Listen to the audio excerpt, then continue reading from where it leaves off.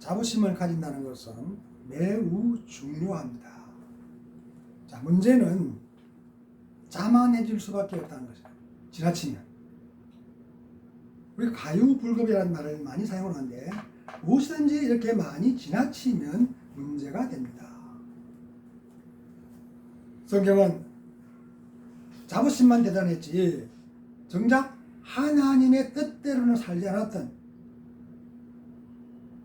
결국 자만했던 이스라엘이 하나님으로부터 심판당하는 모습을 보여줍니다. 그들은 하나님께서 선택하신 민족이고 율법과 할례도 받았다는 그런 자부심만 내세웠지 하나님의 뜻대로는 살지 않았기 때문입니다. 나라가 완전히 멸망한 후 포로가 되어 이방 땅으로 끌려가는 치욕도 당했습니다. 그뿐만 아니라 그들의 자존심과도 같았던 그 성전까지 완전히 불태워지고 말았습니다. 그런데도 하나님은 다시 회복시켜 주시겠다고 약속하시는 것입니다. 자부심만 내세우고 그에 따르는 의무를 감당하지 않으면 하나님의 심판은 피할 수가 없습니다. 반드시 받게 된다는 그 말이죠. 이스라엘이 당한 하나님의 심판은 왕궁과 성전이 바벨론의 침공으로 완전히 파괴되는 것이었습니다. 예레미야서 52장 13절에 그 내용들을 쭉 설명해 놨습니다. 그러므로 자부심이 필요합니다. 그렇지만 그보다 더 중요한 것은 그에 따르는 책임을 감당하는 것입니다. 신앙의 삶에서 우리가 반드시 기억해야 하는 이유가 여기에 있는 것입니다. 그렇다면 성도에게는 어떤 자부심이 필요할까요? 오늘 말씀을 통해서 마음에 깊이 새겨야 할 그런 자부심이 무엇인지를 잘 깨달으시고 그 자부심으로 날마다 승리하시기를 예수님의 이름으로 축복합니다. 오늘 본문 말씀을 통해서 성도가 가져야 하는 자부심이라는 제목으로 말씀을 나누려고 합니다. 자, 그렇다면 어떤 자부심을 가져야 될까요? 자, 1절에서 3절 말씀을 통해서 구원을 받아서 하나님의 소유가 되었다는 그런 자부심을 가져야 한다는 것입니다. 하나님은 심판의 경고에 벌벌 떨고 있는 이스라엘에게 두려워하지 말라고 위로하십니다. 여호와께서 이스라엘을 구속하였고 진명하여 불렀다는 것입니다. 그 결과 이스라엘은 하나님의 소유가 되었습니다. 간과하지 말아야 할 사실은 같은 한 사람의 이름이 두 가지로 표현되고 있습니다. 야곱과 이스라엘이죠. 야곱의 이름이 이스라엘로 바뀌어진 이야기는 우리는 창세기 32장 8절에서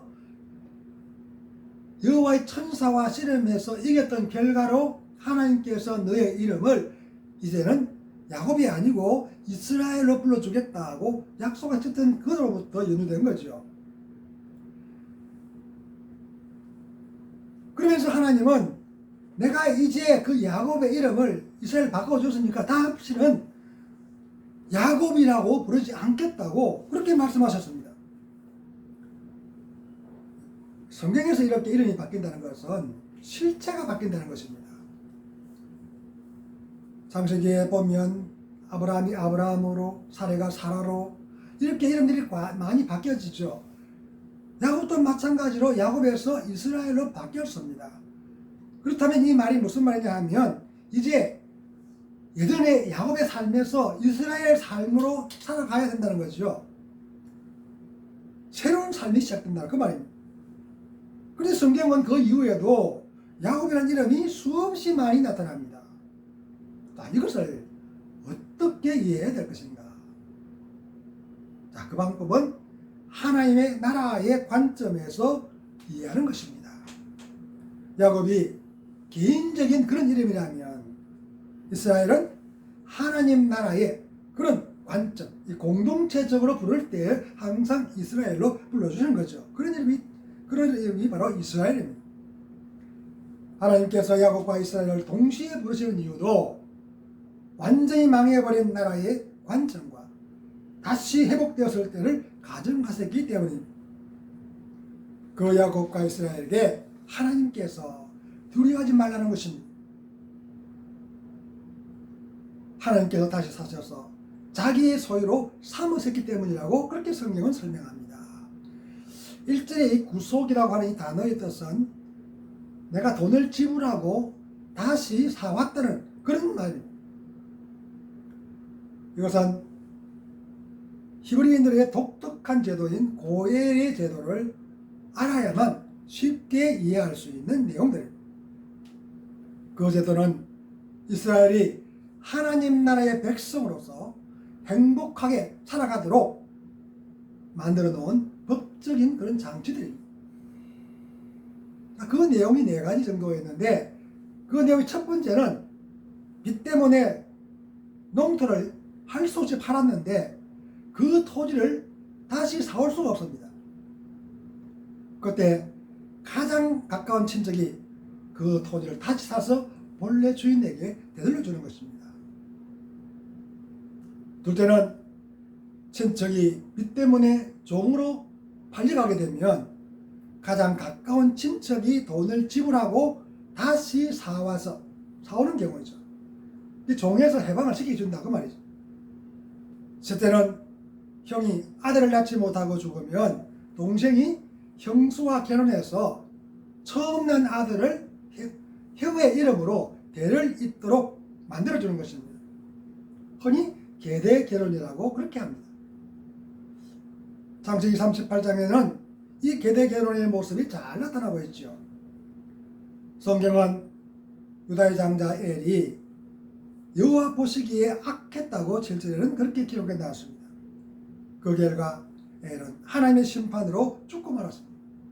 자, 이렇게 엘이 자식을 낳지 못하고 죽자 유다는 동생인 오난에게 이 고엘의 의무를 수행하라고 그렇게 이야기합니다.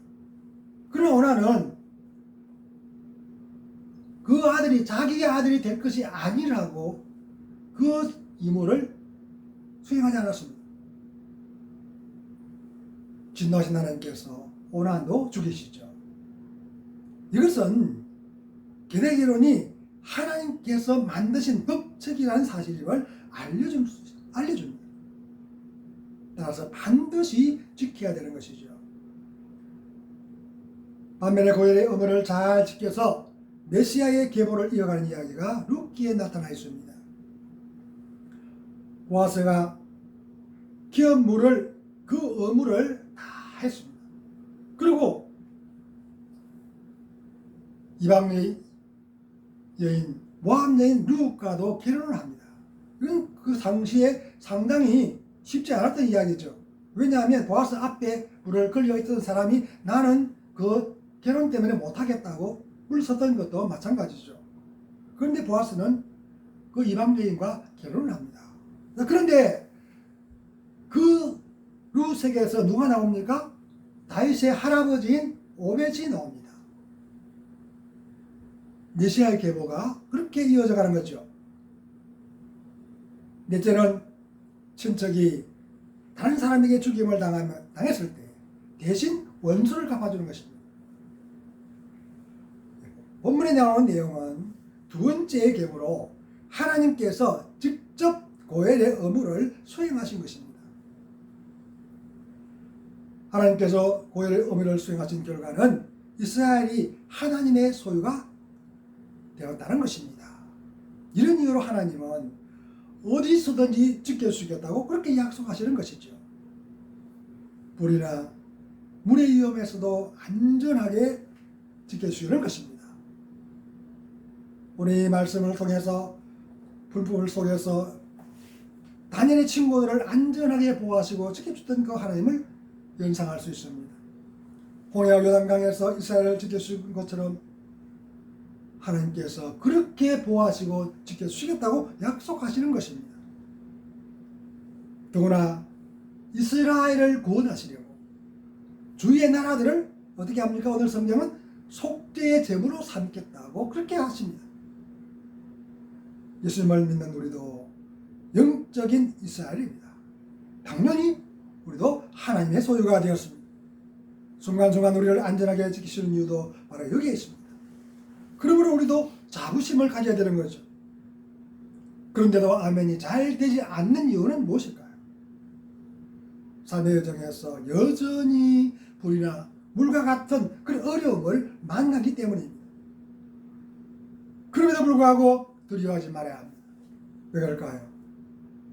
사망의 엄청난 골짜기에서도 하나님은 항상 함께 하신다고 시편 23편 4절에서 다윗은 그렇게 하나님을 찬양합니다.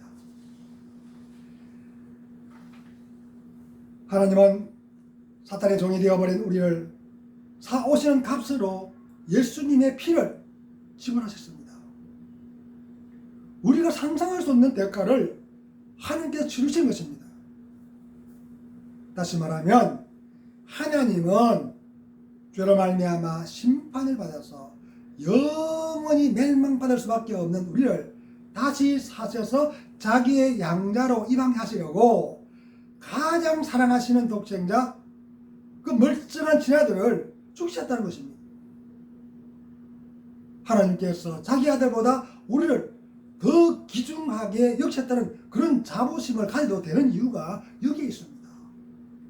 물론 예수님을 부활시키실 하나님의 전체적인 계획 속에 일부이긴 합니다. 그렇더라도 예수님이 십자가에서 죽임을 당하는 그 순간만은 하나님께서 우리를 더 귀하게 여기셨다는 것이죠.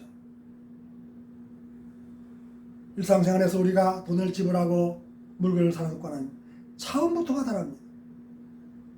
그러니 어떻게 안전하게 보호하지 않겠습니까? 절대로 내어질 수 없는 분명한 이유가 바로 여기에 있습니다. 아무도 건드리지 못하도록 하나님께서 안전하게 보호하시는 거죠. 그러므로 자부심을 가지는 것은 지극히 당연합니다. 우리의 남은 생애가 당당한 자부심으로 세상의 환란에 주눅들지 마시고 끝까지 승리하시기를 예수님의 이름으로 축복합니다. 4절에서 7절에 있는 내용을 통해서 우리는 가장 보배롭고 존귀한 사람이 되었다는 그런 자부심을 가져야 됩니다. 그 내용이 4절에 기록되어 있습니다. 하나님께서 이스라엘을 보배로운 존재로 인정하시고 사랑하셨다는 것입니다. 이런 이유로 하나님은 이스라엘을 다른 사람과 바꾸시고 그 백성들을 이스라엘의 생명을 대신하는 제물로 삼으십니다. 다시 말하면 이스라엘을 구원하시려고 주의 나라의 백성들이 대신 죽도록 하시겠다는 것이죠. 그뿐만 아니라 5절과 6절은 포로로 잡혀가 있던 그곳에서 다시 본국으로 돌아오도록 하시겠다고 약속하십니다. 하나님의 절대적인 주권으로 주의 나라들에게 명령하십니다. 그 나라들이 이스라엘 백성들을 풀어주도록 하시겠다는 거죠. 하나님은 왜 그렇게까지 하실까요? 그 이유를 설명하는 내용이 7절입니다. 이스라엘이 하나님의 소유가 되었기 때문에 주의 나라가 포로로 잡고 있을 수가 없다는 것입니다. 이것은 하나님께서 값을 지불하고 사오셨기 때문에 아무도 포로로 잡고 있을 수가 없다는 그런 말이죠. 중요한 사실은 이스라엘이 하나님의 영광을 위해서 창조되었다는 것입니다. 우리가 바로 그런 존재들입니다. 비록 잘못을 저질러서도 다시 용서해 주시는 이유가 바로 여기에 있습니다. 더 나아가 하나님께서 창조하신 뜻대로 회복된 이스라엘이 하나님의 영광을 드러낼 것입니다. 간과하지 말아야 할 사실은 이스라엘의 회복이 주의 나라들보다 월등하게 어렵다거나 그런 선하기 때문이 아니라는 것입니다. 이런 이유로 성경 신명기 9장 5절에는 이스라엘이 가나안에 들어가는 것이 그들의 어려움이라고 착각하지 말라고 경고합니다. 이스라엘을 용서하시고 회복시키시는 이유는 하나님의 절대적인 사랑과 약속이었기 때문에 그렇습니다. 우리는 그 사실을 분명하게 깨달아야 됩니다. 하나님은 그 사랑과 약속 때문에 이스라엘을 보배롭고 존귀하게 인정하시는 것입니다. 예수님의 숭고한 헌신의 사랑으로 그리스도인이 된 우리도 보배롭고 존귀한 존재가 되었습니다. 우리가 자부심을 가져야 할 분명한 이유가 여기에 있는 것이죠. 예수님은 자기의 생명을 희생하셨으면서까지 죄인이었던 우리를 사랑하셨습니다. 그 사랑 때문에 내가 하나님께서 가장 귀하게 여겨주신 존재가 되었던 사실에 자부심을 가지시기 바랍니다. 중요한 사실은 하나님께서 우리가 신앙생활을 열심히 잘 하거나 그러지 못하더라도 변함없이 우리를 사랑해 주신다는 것입니다. 잘하고 있으면 흐뭇해하시면서 사랑하시고 존귀하게 여겨주십니다. 그러나 어려움 때문에 신앙이 나태해지고 그 결과로 더 큰 어려움을 만나 좌절과 낙심으로 의기소침해 있으면 측은한 마음으로 사랑하시고 존귀하게 여겨주시는 분이 하나님이십니다. 말로는 도저히 형량할 수 없는 하나님의 무한하신 긍휼의 사랑을 엿볼 수 있는 대목이죠. 특히 하나님은 자기를 인정해주는 사람을 더 원하십니다. 왜냐하면 그것이 믿음이기 때문이죠. 이런 믿음이 하나님을 기쁘시게 합니다. 히브리서 11장 6절 말씀, 믿음이 없이는 하나님을 기쁘시게 할 수 없다. 분명히 가르치지 않습니까? 하나님께서 언제나 우리를 사랑하시고 가장 보배롭고 존귀한 사람으로 여기신다는 그 사실을 믿을 때 우리의 삶은 더 행복해질 것입니다. 비록 많이 가지는 못했고 매일의 삶이 고통의 연속일지라도 행복한 삶을 이어갈 수 있는 이유도 바로 여기에 있습니다. 우리는 그 사실을 바울과 신라의 모습에서 배울 수가 있습니다. 바울과 신라는 복음을 전하다가 매를 맞고 피투성이가 된 채 몸에는 온갖 상처로 발에는 착고가 씌워져서 감옥에 갇혀졌습니다. 그런데도 그들은 한밤중에 하나님을 찬양하죠. 그때 감옥문이 열리고 착고가 풀려지는 놀라운 기적이 일어났다고 사도행전 16장 26절에는 그렇게 기록해 나왔습니다. 우리는 이 사실에 참 이해가 되지 않죠. 하나님이 일을 하면 하나님이 도와주셔서 잘 풀리도록 행동하도록 해야 되는데 왜 이렇게 어려움을 당하게 하셨을까? 의아할 때가 참 많습니다. 그래서 바울과 실라는 그런 거 따지지 않고 그냥 하나님을 찬양했습니다. 그때 놀라운 기적이 일어났던 것입니다. 그 광경을 바라보고 간수가 예수님을 영접하는 그런 결과도 나타났다고 성경은 기록해 놨습니다. 그렇다면 왜 간수가 예수님을 영접하려고 했을까? 우리는 그 사실을 한번 생각해 봐야 합니다. 물론 성경에는 너무 두려워서 구원받을 수 있는 길이 뭐냐? 예수를 믿으라. 그러면 너와 내 집이 구원을 얻는다고 했던 그 말씀으로 비추어 알 수 있겠지만 저는 그렇게 생각하지 않습니다. 고난 중에도 기뻐하며 행복해하는 그들의 모습을 배웠기 때문에 간수의 마음이 열렸다는 것입니다. 간수는 도저히 이해할 수가 없었습니다. 세상적인 이치로는 우리도 마찬가지로 이해할 수가 없겠죠. 예수가 어떤 분이시기에 피투성의 몸으로도 감옥에 갇혔는데 그렇게 그 예수를 찬양할 수 있을까? 그 생각에 호기심이 생겼고 마음이 열어진 거죠. 저들이 믿는 예수, 나도 한번 믿어보자. 그렇게 결단했다고 생각합니다. 하나님은 우리가 세상에 선한 영향력을 끼치기를 원하십니다. 그 이유는 우리가 구원받는 사람들에게나 망하는 자들에게나 하나님 앞에서 그리스도의 향기이기 때문입니다. 고린도후서 2장 15절 말씀이죠. 향기를 풍기면 사람들이 그 향기에 이끌려서 하나님을 찾아오게 되어 있습니다. 문제는 오늘날 성도들이 향기가 아니라 악취를 풍기고 있다는 것입니다. 그러므로 이제부터는 그래서 향기를 풍길 수 있도록 삶의 자세를 변화시켜야 됩니다. 더 나아가 하나님께서 나를 가장 보배롭고 귀하게 여긴다는 자부심도 반드시 가져야 합니다. 우리가 살아가는 이 세상에는 여전히 어려운 문제들이 많습니다. 그렇더라도 세상의 평안과는 차원이 다른 예수님께서 주시는 그 평안, 그 평안으로 우리는 승리할 수 있습니다. 더 나아가 하나님을 인정하면 모든 길을 지도해 준다고 잠언서 3장 6절은 우리에게 알려줍니다. 성도가 자부심을 가지고 당당하게 살아갈 수 있는 분명한 이유가 바로 여기에 있습니다. 우리의 남은 생애가 이런 자부심으로 어디를 가든지 승리하시기를 예수님의 이름으로 축복합니다. 8절에서 13절 말씀을 통해서 우리가 하나님의 정인으로 선택받다는 그런 자부심을 가져야 된다는 사실을 알 수가 있습니다. 9절과 10절 그리고 12절에는 정인이라는 단어가 반복되고 있습니다. 이것은 하나님께서 이스라엘을 자기의 정인으로 선택하셨다는 그런 말이죠.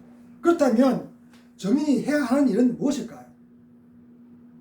일반적으로 정인은 어떤 사건이 발생했을 때 그 상황을 지켜본 사람이 사건의 자초지종을 사실대로 증언하는 것입니다. 하나님의 정인도 마찬가지죠. 하나님께서 이스라엘에게 행하신 놀라운 일들을 증명하는 것입니다. 그 사명을 이스라엘이 감당하도록 맡기신 것입니다. 그 이유는 이스라엘이 하나님의 위대하신 능력을 똑똑히 보았기 때문입니다. 이스라엘이 감당할 증인의 사명은 하나님 외에는 다른 구원자가 없다는 사실을 증명하는 것입니다. 특히 하나님은 이스라엘이 하나님의 그 절대적인 주권, 그 주권을 인정하고 정확하게 알기를 원하십니다. 13절에서 우리는 그 사실을 찾아볼 수가 있습니다. 여호와께서 행하시면 누구도 막을 수 없다는 것입니다. 하나님의 절대적인 주권이 있죠. 하나님이 행하시는데 누가 막겠습니까? 아무도 막을 수가 없다는 것입니다. 정인으로서 두 번째 할 일은 8절에서 알려줍니다. 눈이 있어도 볼 수 없고 귀가 있어도 듣지 못하는 백성을 이끌어내라는 것입니다. 자, 우리는 이 말씀 속에서 한 가지 말할 사실을 찾아볼 수 있는데 이 사람들이 이방인들이 아니라는 것입니다. 바로 자기들이 동족들입니다. 이것은 이스라엘 백성 중에도 하나님의 놀라운 능력과 기적을 분명히 보았고 귀로 들었는데도 아직도 믿지 못하는 그런 사람들이 있다는 말입니다. 그들에게 하나님이 어떤 분이신지를 분명히 가르쳐서 그들이 하나님께로 돌아오도록 그렇게 만들라는 것입니다. 왜? 하나님, 이스라엘 모두가 하나님의 백성으로 하나님의 소원으로 살아가기를 원하셨기 때문이죠. 하나님은 이스라엘이 그 사명을 감당하도록 선택하신 것입니다. 죄를 지었는데도 하나님의 정인으로 선택받았다는 것도 전적인 긍휼의 은혜입니다. 우리가 자부심을 가져도 되는 이유가 여기에 있습니다. 이스라엘은 이런 사실을 바로 알아서 하나님의 뜻대로 살아야 했습니다. 그런데 이스라엘은 그 사명을 제대로 감당하지 못했습니다. 이스라엘이 책망받을 수밖에 없었던 이유가 바로 여기에 있습니다. 예수님도 이스라엘 백성들을 책망하시죠. 그들이 예수님께서 행하신 수많은 이적과 기적들을 눈으로 똑똑히 보았는데도 그들은 믿지 않았기 때문에 그들도 책망받을 수밖에 없었던 것입니다. 그러므로 그리스도 예수의 능력을 온전히 신뢰하는 믿음은 아무리 강조해도 지나치지가 않습니다. 문제는 정인의 사명을 감당하는 사역이 말처럼 그렇게 결코 쉽지가 않다는 것입니다. 성경은 정인의 사명을 감당하려면 죽음도 불사해야 된다고 그렇게 가르칩니다. 우리는 두 정인의 사역을 통해서 그 사실을 발견할 수 있습니다. 요한계시록 11장 7절 말씀 보면 그들이 그 정인을 마칠 때에 무저갱으로부터 올라온 짐승이 그들과 더불어 전쟁을 일으켜 그들을 이기고 그들을 죽일 것이라고 그렇게 기록해 놨습니다. 중요한 사실은 죽음으로만 끝나지 않는다는 것입니다. 순교한 저희들 하나님께서 다시 부활시키셔서 하늘로 불러 올리시는 그 이야기가 11절 12절에 기록되어 있습니다. 점회학인들은 저기들이 죽었다고 환호했지만 그들이 하나님으로부터 보내진 그 생기로 말미암아 부활하는 모습을 보고 하늘로 올라가는 그 모습을 보고 두려워했습니다. 죽도록 충성한 저희들에게 하나님께서 영원한 생명의 관을 씌워주신 것이죠. 하나님은 우리들에게도 정의의 삶을 기대하십니다. 이스라엘은 하나님의 정인으로서 그 사명을 제대로 감당하지 못했지만 우리는 이스라엘을 반면교사로 삼아서 똑같은 실수를 되풀이하지 말아야 되는 것입니다. 더 나아가 정인의 삶을 위해 하나님의 능력이 더입혀지기를 간절하게 기도하는 것입니다. 하나님께서 자기의 정인이 되겠다는 사람들에게 어찌 성령의 능력을 선물로 주시지 않겠습니까? 정인의 사명을 감당하기 위해 반드시 기도가 필요한 이유입니다. 성경을 기도했을 때에 성령이 임하셔서 권능을 받을 수 있다는 사실을 알려줍니다. 사도행전 1장 8절 우리가 잘 아는 말씀이죠. 오직 성령이 너에게 임하시면 너희가 권능을 받고 예루살렘과 온 유대와 사마리아와 땅끝까지 이르러 내 정이 될 것이다. 예수님은 우리가 그 사명을 완수할 수 있도록 세상 끝날까지 항상 함께 하시겠다고 마태복음 28장 20절에서 그렇게 약속하셨습니다. 성령의 능력으로 충만해져야 땅끝까지 복음을 전가할 수 있는 이유도 바로 여기에 있습니다. 성도로서 자부심을 가질 수 있도록 배려하신 하나님께 우리가 보답하는 것도 매우 중요합니다. 그 보답은 우리를 구원하시고 하시려고 스스로 십자가에서 피를 흘리시고 돌아가신 예수님의 놀라운 사랑을 증언하는 것입니다. 더 나아가 우리를 존귀하게 여겨주시고 자기의 소유로 삼으신 그 하나님의 은혜를 세상 사람들에게 전하는 것입니다. 이런 정인의 삶을 통하여 예수님께서 다시 오실 때에 더 많은 사람들이 생명의 나라에 들어갈 수 있도록 그렇게 만들어야 된다는 것입니다. 중요한 사실은 우리에게 하나님의 동력자 역할도 감당하게 하셨다는 것입니다. 이것은 하나님의 사역에도 우리가 동참할 수 있다는 말이죠. 이런 자부심을 마음에 깊이 새기시고 삶의 여정에 날마다 기쁨과 감사로 충만해지길 바랍니다. 우리의 남은 생애가 세상이 줄 수 없는 그 하나님의 평안을 마음껏 누리시고 저들에게 베푸시는 그 보상으로 최후의 승자로 우뚝 세워지시기를 예수님의 이름으로 축복합니다.